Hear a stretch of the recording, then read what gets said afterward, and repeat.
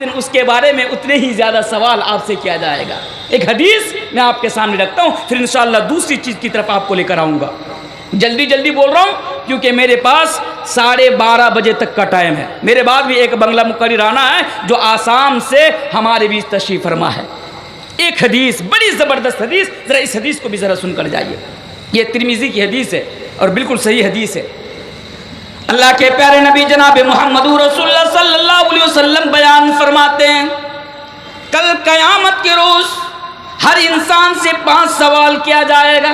Tirmidhi की सही हदीस है। आपसे भी 5 सवाल, मुझसे भी 5 सवाल, इस चीज़ के ऊपर जो उलमा बैठे इनसे भी 5 सवाल किया जाएगा। यानी नबी बयान फरमाते हैं कि हर इंसान से कल क़यामत के रोज़ 5 सवाल पूछा जाएगा। और हालात क्या होगी, हाल क्या होगा जब तलक इंसान उन 5 सवाल का जवाब अल्लाह तबारक व तआला की अदालत में खड़ा होकर ना देगा, तब तलक हिलना तो बड़ी, यानी एक जगह से दूसरी जगह जाना तो बड़ी दूर की बात है, एक जगह से दूसरी जगह हरकत करना तो बड़ी दूर की बात है, वो इंसान हिल भी नहीं पाएगा। यानी कल क़यामत के दिन जब आपसे अल्लाह की तरफ से 5 सवाल पूछा जाएगा तो आप एक जगह से दूसरी जगह नहीं जा सकते। जाना तो बड़ी दूर की बात है, हदीस के अंदर है कि आप हिल भी नहीं सकते। मेरे भाई दुनिया का मामला देखेंगे, दुनिया का ये मामला, आप मुझसे ना एक सवाल पूछिए।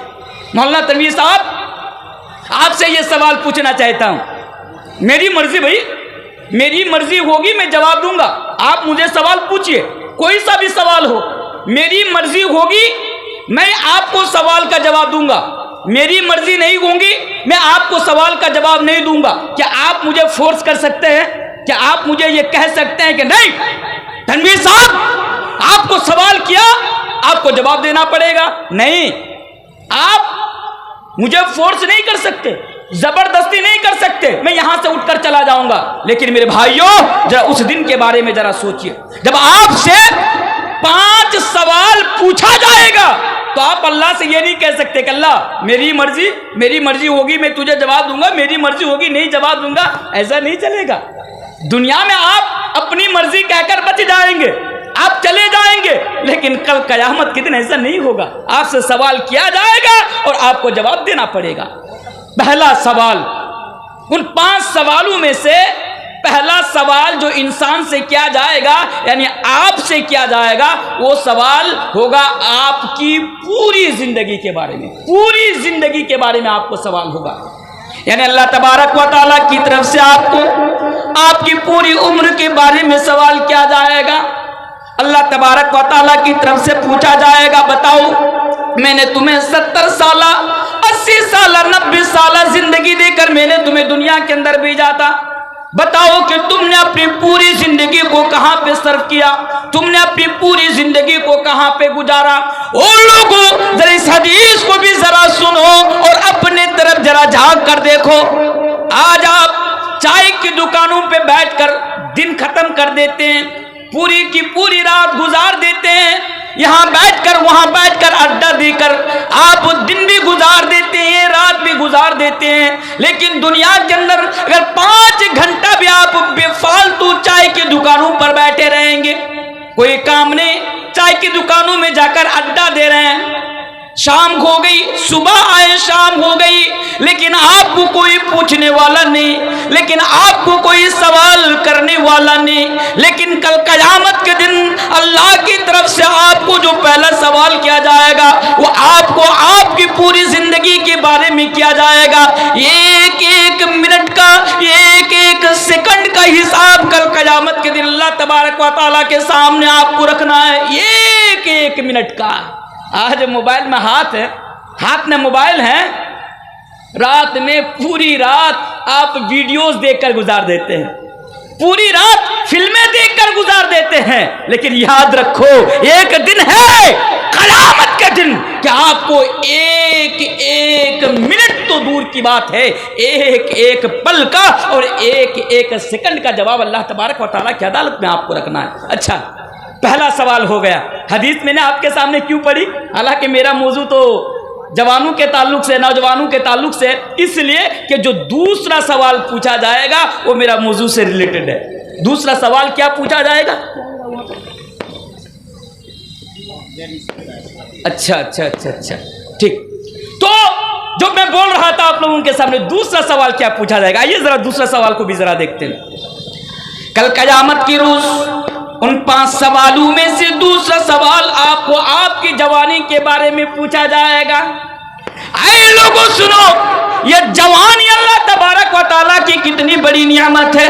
और नौजवानों जरा इस हदीस पर गौर तो करो कि तुम्हारी जवानी की क्या अहमियत है, तुम्हारी जवानी की क्या वैल्यू है। कि एक तो पूरी जिंदगी के बारे में सवाल हो रहा है, यहाँ पर जवानी भी आ रही है, यहाँ पर बचपना भी आ रहा है, यहाँ पर बुढ़ापा भी आ रहा है, लेकिन फिर अलग से स्पेशल तरीके से जवानी के बारे में आपसे सवाल किया जाएगा। जवानी के बारे में आपसे पूछा जाएगा कि बताओ तुमने अपनी जवानी को कहां पे सर्व किया, बताओ कि तुमने अपनी जवानी को कहां पे गुजारा। नौजवानों, यूं ही आपको नहीं बख्शा जाएगा, यूं ही आपको छोड़ा नहीं जाएगा कि आज आप अपनी जवानी को लड़कियों के पीछे पड़कर, प्यार और मोहब्बत में पड़कर आप यूं ही बर्बाद कर दे, यूं ही तबाह कर दे और ये ख्याल रखे कि यार जब बूढ़ा होऊंगा तब अल्लाह की इबादत करूंगा। नहीं, कल कयामत के दिन आपसे आपकी जवानी के बारे में भी आपसे सवाल किया जाएगा। अच्छा, इस हदीस के अंदर जो तीसरा सवाल पूछा जाएगा वो क्या होगा, जरा इस पर भी जरा गौर कीजिए।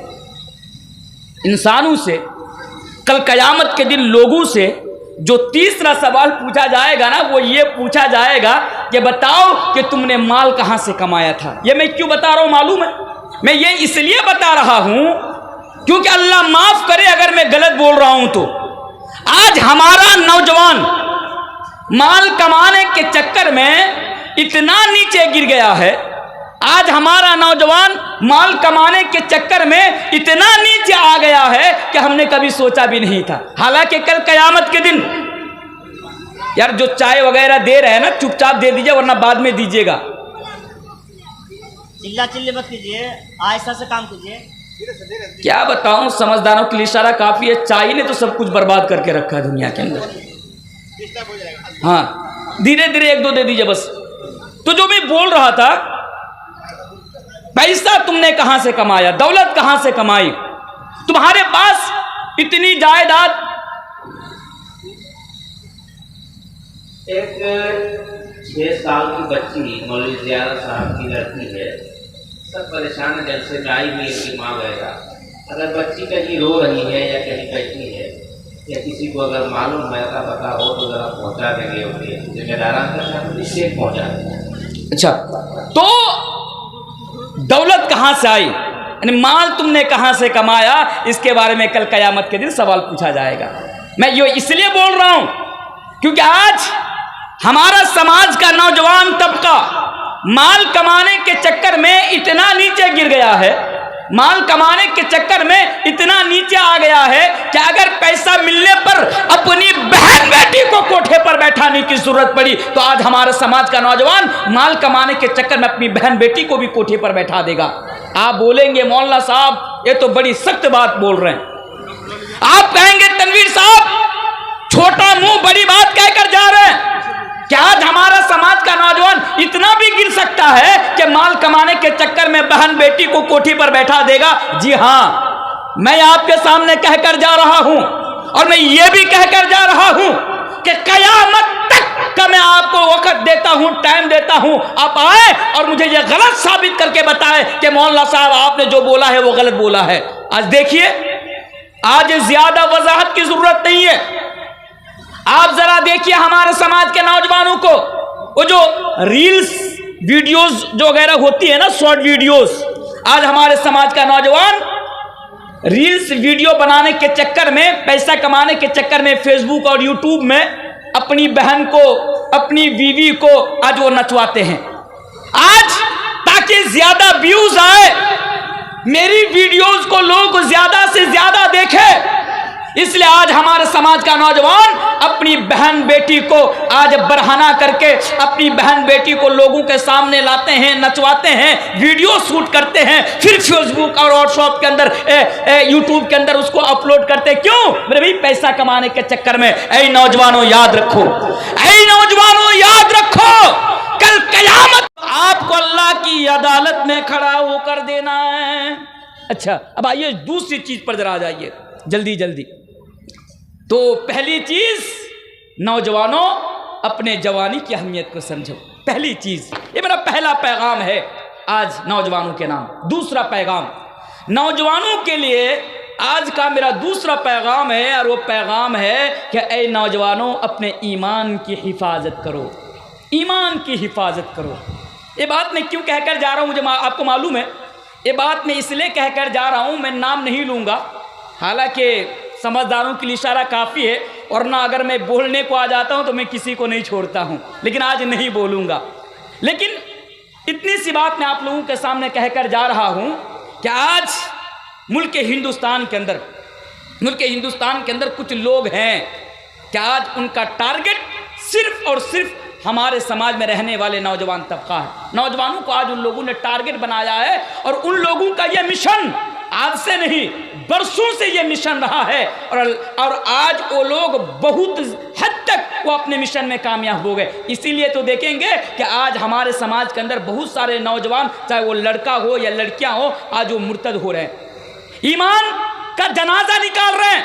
भाई हाल तो यह है आज हमारे नौजवानों का कि एक कप चाय के बदले में अपना ईमान का जनाजा निकाल देते हैं। प्यारो, मोहब्बत तो बड़ी दूर की बात है, पैसा तो बड़ी दूर की बात है, अल्लाह माफ करे आज हमारे समाज के अंदर कितने ऐसे नौजवान हैं कि किसी और के चक्कर में पड़कर, नेताओं के चक्कर में पड़कर अपना ईमान का जनाजा निकाल बैठे हैं। इसलिए आज मेरा दूसरा पैगाम है नौजवानों के नाम कि ऐ नौजवानों, चाहे हालात कैसी भी हो, परिस्थिति कैसी भी हो, सिचुएशन कैसी भी हो, याद रखना दुनिया के अंदर जब तक तुम जिंदा रहना अपने ईमान की हिफाजत करते रहना, और अपने ईमान के साथ किसी और चीज को ईमान के साथ यानी कि किसी भी ईमान का जनाजा नहीं निकालना, या फिर अपने ईमान को नहीं बेचना, क्योंकि ईमान ही आपकी सबसे बड़ी दौलत है दुनिया के अंदर। ईमान सबसे बड़ी पूंजी, ईमान सबसे बड़ी दौलत है हमारे लिए। अगर दुनिया के अंदर चंद ही चीजों की वजह से ईमान का जनाजा निकाल देंगे तो आपकी दुनिया भी बर्बाद हो जाएगी, आपकी आखिरत भी बर्बाद हो जाएगी। आप दुनिया में भी फेलियर हो जाएंगे और आप आखिरत में भी फेलियर हो जाएंगे। इसलिए ईमान को हिफाजत करना और ईमान के ऊपर जब तक जिंदा रहना, आखिरी सांस तक ईमान के ऊपर साबित कदम रहना, क्योंकि ईमान की वैल्यू बहुत ज़्यादा है। ईमान की वैल्यू क्या है? आइए दो चार हदीसें पढ़कर मैं तीसरी चीज़ की तरफ आपको ले जाता हूँ। एक हदीस है, ऐ नौजवानों, मेरी माँ और बहनों, आप भी जरा इसको सुनिए, क्योंकि आज हर दिन मोबाइल के जरिए से ये न्यूज़, ये खबरें हम तक पहुंची जाती है कि आज हमारे घराने की कितनी बेटियां हैं, आज मुसलमान घराने की कितनी बेटियां हैं कि आज प्यार के लिए, इश्क के लिए, मोहब्बत के लिए, भालोबासा के लिए आज गैरों का हाथ थाम कर घर से भाग जाती है और अपना ईमान का जनाजा निकाल देती है, यानी मुर्तद हो जाती है। और लोगों सुनो, ईमान की वैल्यू क्या है, इस हदीस को सुनो।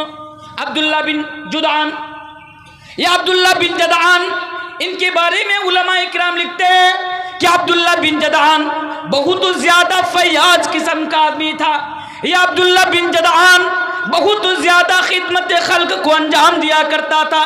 यह आदमी अब्दुल्ला बिन जदान यतीमों की मदद क्या करता था, गरीबों की मदद क्या करता था। इनके बारे में उलमा किराम तो यहाँ तक लिखते हैं कि अब्दुल्ला बिन जदान ने एक मर्तबा 1000 ऊंट ज़बा करके हाजियों को खाना खिलाया था। यह अब्दुल्ला बिन जदान बहुत ज़्यादा दुनिया के अंदर लोगों की भलाई करता था, लोगों की मदद करता था, गरीबों को खाना खिलाया करता था। जब इसकी मौत हो जाती है, अब्दुल्ला बिन जदान जब इंतकाल कर जाता है, अल्लाह के प्यारे नबी जनाब मोहम्मदुर रसूलुल्लाह सल्लल्लाहु अलैहि वसल्लम से उनकी प्यारी बीवी हज़रत आयशा रज़ियल्लाहु ताला अन्हा सवाल करती है, या रसूल अल्लाह, ये अल्लाह के रसूल आप बताइए, अब्दुल्ला बिन जदान जन्नत के अंदर जाएगा या जहन्नम के अंदर जाएगा?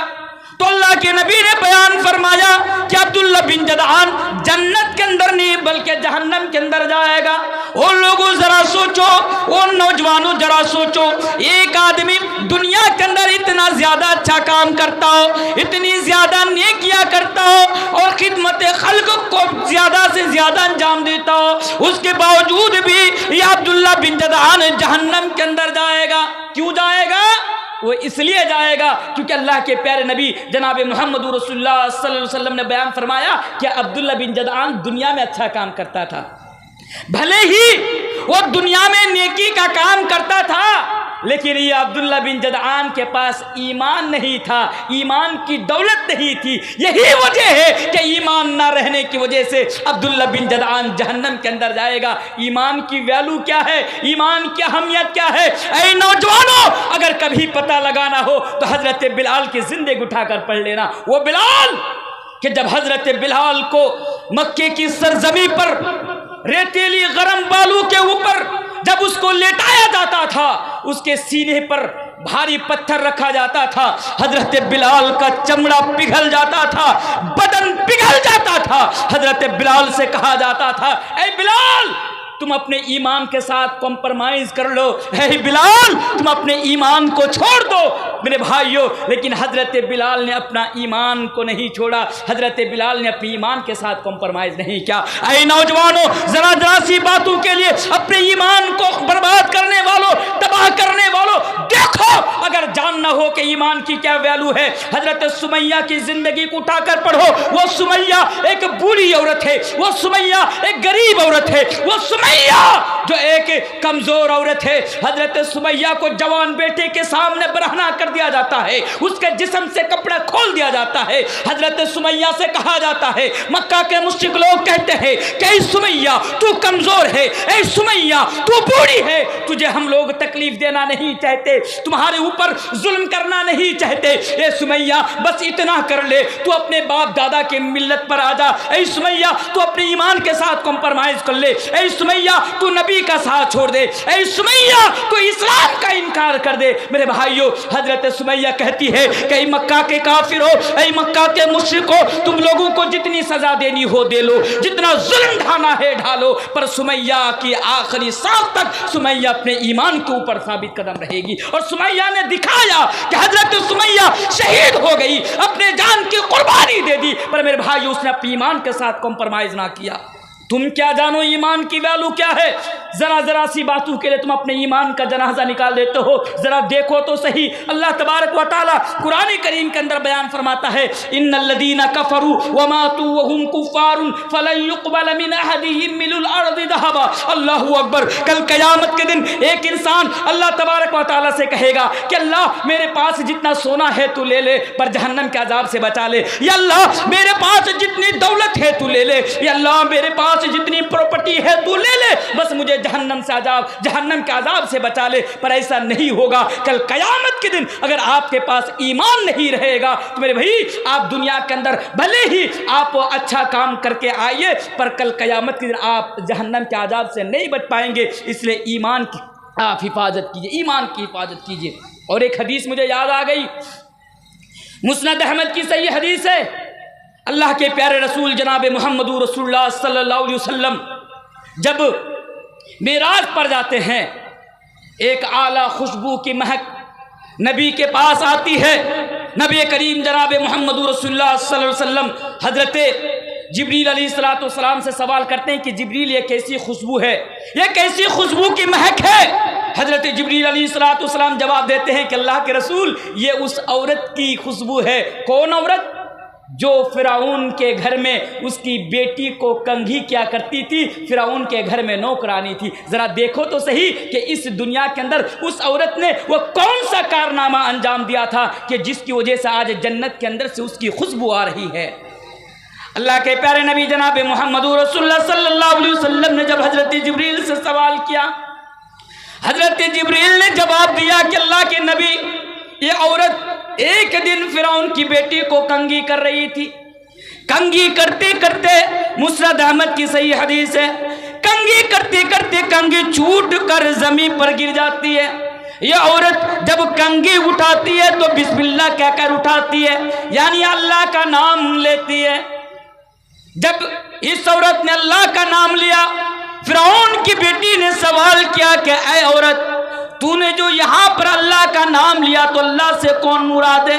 क्या वो मेरा बाप है? उस औरत ने इनकार कर दिया कि फिरौन की बेटी, मैं तेरा बाप को अल्लाह नहीं मानती, मैं तेरा बाप को रब नहीं मानती, मेरा रब तो वो है